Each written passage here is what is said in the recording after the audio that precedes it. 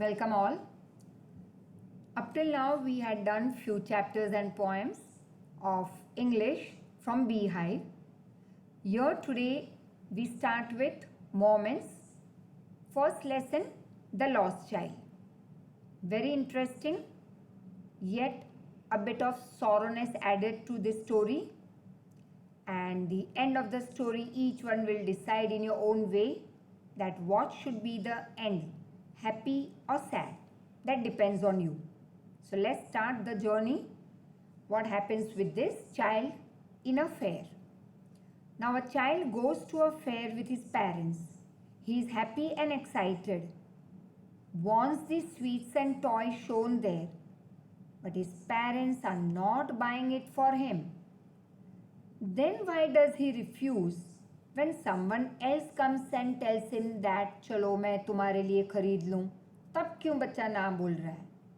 Let's see.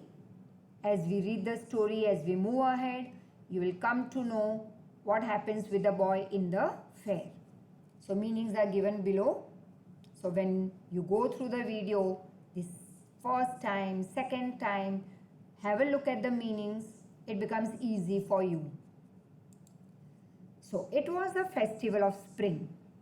If somebody asks you how many seasons we have, naturally you will say summer, winter, rainy. But actually there are 6 seasons that you will see in geography part when we do that chapter. So summer, winter, rainy as for you. Fourth one is retreating monsoon. That is the monsoon when it goes back. Rainy season के खत्म होने का time somewhere in, say actually it is August, September, sometime during Diwali या नवरात्रि एक बार एक बारिश 1-2 दिन के लिए आ जाती है. That season is called retreating monsoon. 5th season है ऑटम. दैट इज पानखर ऋतु. That is somewhere October November. And spring season is between winter and summer. That is March, Holi के टाइम. इस इन बिटवीन 15 डेज का ये season रहता है, max to max 20. और spring season that is new flowers are blooming. So ये festival थी spring. And from the wintry shades, that is ठंड के बाद ये जो सीजन है तब लोग अपने अपने घरों से बाहर आ रहे हैं तैयार होके खुशी में to enjoy the fair. So from this wintry shades of narrow lanes, मतलब पतली गलियाँ, and alleys, that is also same, some narrow path, emerged. तो इन पतली गलियों पे कौन आ गया? Who emerged? Happiness won human being. मतलब खुशी सबके मुंह पे दिख रही थी. लोग ओवर हैप्पी थे. Why? Naturally because they were going to enjoy the fair. So all this people emerged out of that narrow path. Gaily, that is happy. Clad मतलब happiness, पहने हुए. Humanity, human being. Now some walked, some were on horses, somebody was sitting in a bamboo, that is being carried in bamboo मतलब डोली में.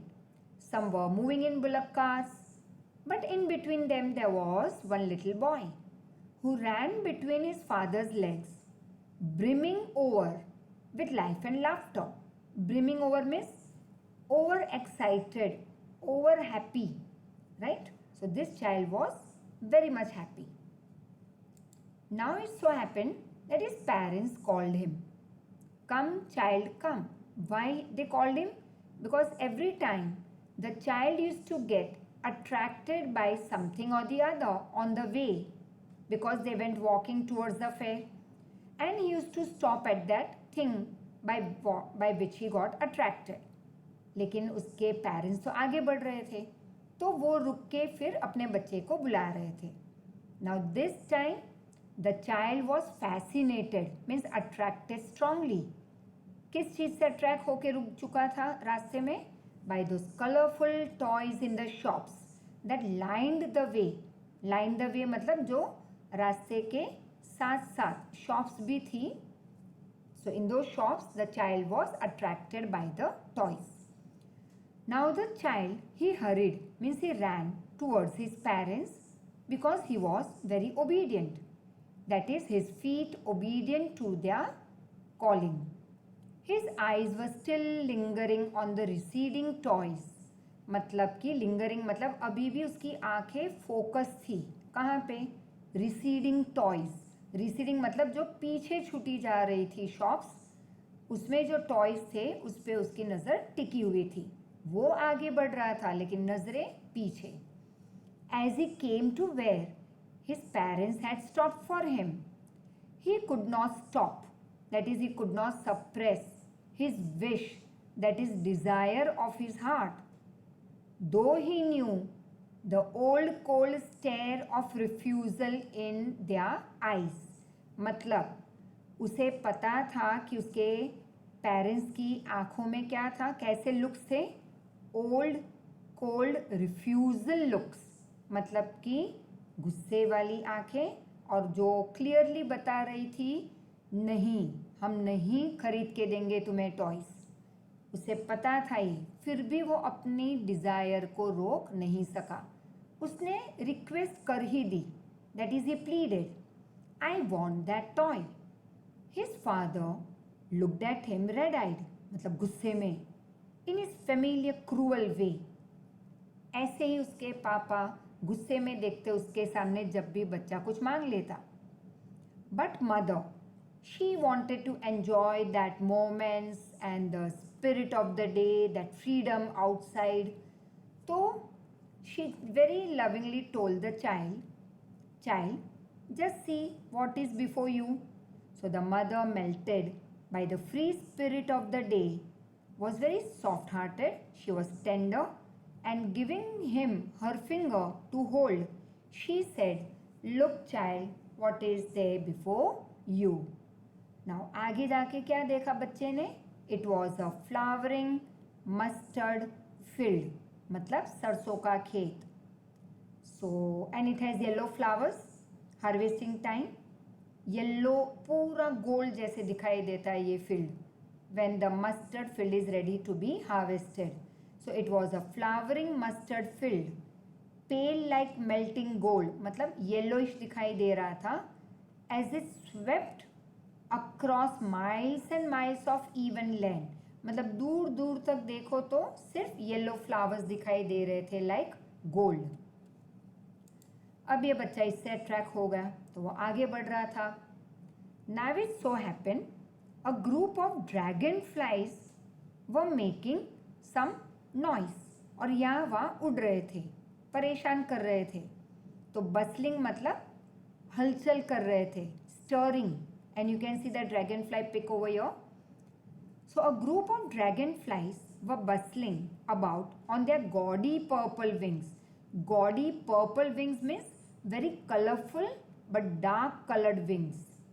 Intercepting, that is interfering the flight of a lonely black bee or butterfly who was in search of sweetness from the flowers.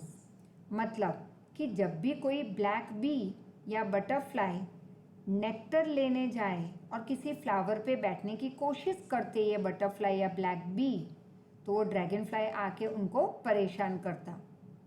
The child followed them in the air with his gaze. तो बच्चा ऊपर की ओर sky की तरफ देखते देखते, क्योंकि ये इंसेक्ट्स उड़ रहे थे तो उसकी नज़र ऊपर की ओर थी बच्चे की, और उनको देखते देखते उनके पीछे दौड़ रहा था. Till one of them would sit still its wings and rest and he would try to catch it. फिर जब कोई भी एक इंसेक्ट या बटरफ्लाई कहीं पे बैठता तो this child would try to go and catch it. लेकिन तब तक तो बटरफ्लाई उड़ भी जाता, but it would go fluttering, flapping, that is फड़फड़ाना, flapping is wings up into the air, तो butterfly would fly away.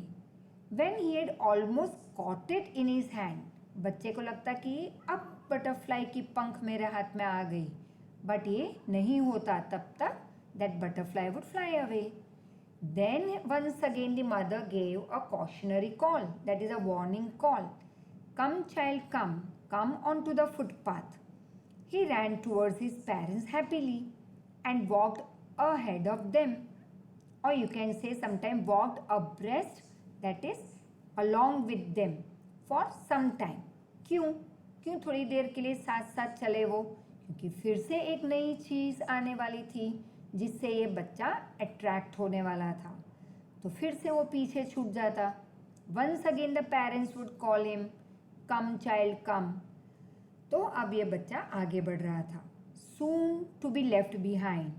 Now this time attracted by little insects and worms near or along the footpath that were teeming out, that is coming out in large number from their hiding places to enjoy the sunshine. तो कई ऐसे insects और worms होते हैं जो spring के पहले तक दर में चले जाते हैं अपने घर में, that is below the ground. लेकिन जैसे ही sunshine time, that is somewhere spring और फिर जैसे मार्च, अप्रैल, मई, जून, गर्मियों के टाइम में यही सारे इंसेक्ट्स बाहर आ जाते हैं टू एन्जॉय द सनशाइन. तो बच्चा अट्रैक्ट हुआ with this insects and worms. Come child come, his parents called him from the shade of a grove. Grove मतलब बहुत सारे trees हो जहाँ पे, where they had seated themselves on the edge of a well.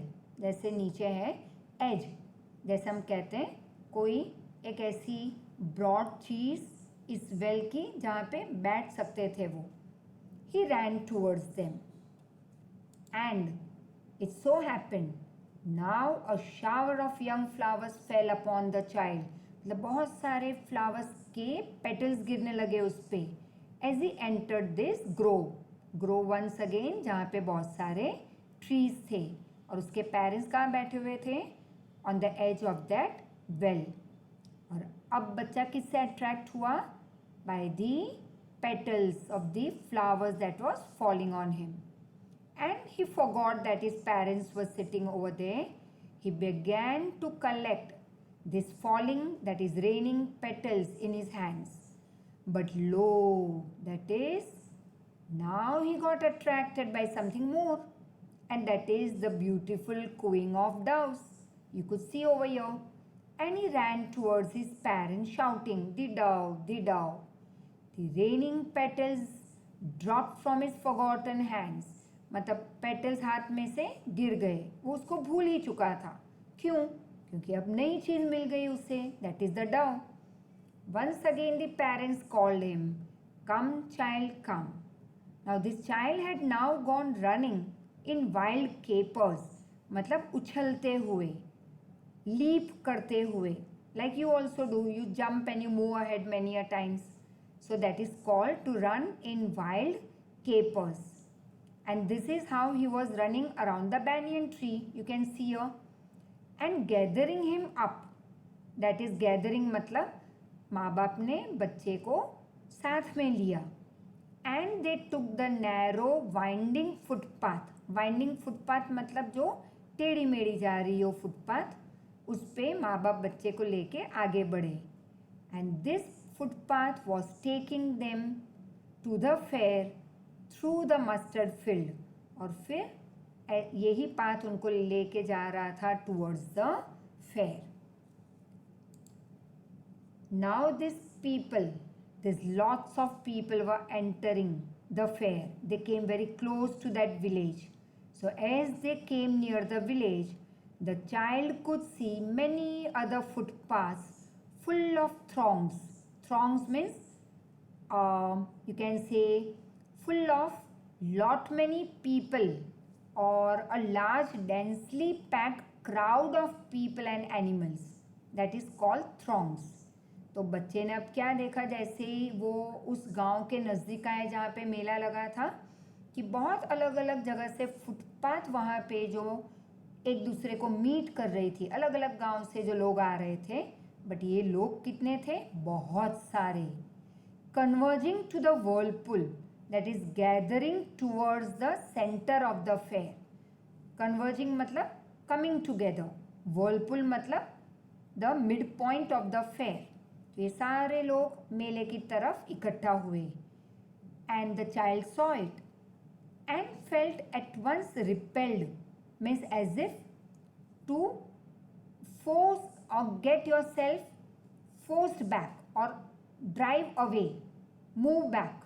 So he felt at once repelled and attracted, fascinated, very much interested by the confusion of the world he was entering. तो एक बार तो बच्चा पीछे हट गया. क्यों? अचानक से इतने सारे लोग, कुछ एक नई दुनिया में वो एंट्री ले रहा था जो पहले कभी नहीं उसने देखा था. So he first felt repelled but then very much attracted by this new world he was entering into. And the first person or the thing that he saw and got attracted was a sweet meat seller, मतलब मिठाई वाला. He was hawking. अब ये मिठाई वाला hoc कर रहा था, मतलब जैसे रास्ते पे वो सब्जी वाले नहीं जाते बोलते हुए सब्जी ले लो, या कोई और कुछ चीज़ बेचते हैं रास्ते पे चिल्ला के. Same way a sweet meat seller was hawking. Gulab jamun, rasgulla, barfi, jalebi. Naturally I can understand that your mouth must be watering, और कोई चांसेस ही नहीं है एट प्रेजेंट इन सब चीज़ों के खाने का, unless and until your mother prepares at home. So just you can dream of it for some time, for some more days. So this sweet meat seller was hawking at the corner of the entrance. मतलब कि जैसे ही enter हुए सबसे पहली चीज़ क्या देखी बच्चे ने? Sweet meat seller. And a crowd pressed around his counter. और बहुत सारे लोग उस काउंटर की तरफ ही थे, मतलब कि स्वीट मीट सेलर के पास ही खड़े थे. At the foot of an architecture that is beautifully design of many coloured sweets decorated with leaves of silver and gold. मतलब चांदी की वर्क, जैसे कहते हैं ना, जैसे काजू कतरी, तो उसके ऊपर एक सिल्वर जो वर्क हम देखते हैं, that is called with leaves of silver and gold. So ये सारी मिठाइयाँ बहुत अच्छी तरह से डेकोरेट की हुई थी, अच्छी तरह से एक के ऊपर एक सजाई हुई थी कि बहुत सारे लोग वहाँ पे खरीदने खड़े हो गए. The child stared open eyed and his mouth watered for the barfi, just like you at present. बहुतों के मुंह में जैसे पानी पूरी नाम सुनते ही मुंह में पानी आ जाए, वैसे द स्वीट लवर्स, उनको ये नाम सुनते ही मुंह में पानी आ गया होगा, like barfi and rasgulla, jalebi etcetera. वैसे इस बच्चे के मुंह में भी पानी आ गया. एंड ही वांटेड बर्फ़ी, क्योंकि ये उसकी फेवरेट स्वीट थी. उसने धीरे से कहा, that is he slowly murmured. Why slowly murmured and not like you, मम्मा आई वांट दिस. ऐसे नहीं, बच्चे ने बहुत धीरे से कहा कि वो खुद ही सुने, मम्मी पापा तक शायद आवाज़ ना आ गई हो. But what was the reason for this slowly asking और requesting? Because he knew everything, कि माँ बाप ना ही कहेंगे, और क्या कहेंगे? कि तुम ग्रीडी हो और नहीं दिलाने वाले. So he slowly murmured, I want that barfi. But he knew, that is he half knew, पता था पहले से, as he was requesting, that his request would not be heeded, मतलब it would not be paid attention, because his parents would say that he was greedy. So without waiting for any answer, he moved on to the next thing. And what was the next thing that he saw? Then there was a flower seller, and now he was hawking a garland of gulmohar, a garland of gulmohar. Gulmohar, you must be knowing, the flower. The child seemed irresistibly attracted, that is drawn. Irresistibly matlab in a way that is too attractive and cannot stop yourself from having it. So the child seemed irresistibly attracted. He went towards the basket where the flowers lay one on another मतलब piled up, heaped. अब heaped का मतलब आजकल तो बहुत काम मिल ही रहा होगा पेरेंट्स के पास, तो ईजीएस्ट वर्क अगर बाय चांस तुम हेल्प कर रहे हो घर में, तो what is that help that your mother is asking for, कि तार पे से कपड़े उठा के रूम में रख दो और फोल्ड कर दो। अब तुम क्या करोगे, सारे कपड़े एक ही राउंड में कलेक्ट कर लोगे और उसको डाल दोगे बेड पे। अब क्या बन गया, डगला, that is heap, piled up. Fold करना तो देखा जाएगा बाद में, but at present meaning of heap. So now this flowers were heaped and he saw this beautiful, colorful and fragrant flowers. Once again half murmured, मतलब softly पूछा, I want that garland. But once again he well knew कि parents क्या कहेंगे, no.